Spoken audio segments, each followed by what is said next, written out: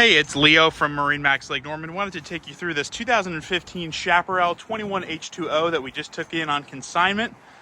You'll see this boat is in the nice navy blue color. It does come on this tandem axle swing tongue trailer that you see it with here. Boat's in phenomenal shape, especially considering the age. Let's go ahead and hop aboard and check this boat out in more detail. Welcome aboard this 2015 Chaparral 21 H20 that we have here on consignment. This boat is powered by a Mercruiser 4.3 liter engine. You'll see in here.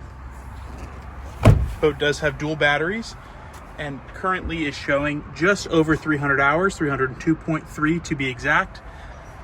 You see that the interior shows nearly as cleanly as the outside. It's a very well kept, lift kept boat here in fresh water in the Carolinas. Got two captain's chairs with bolsters. Do have in-floor storage here as well as storage under either console.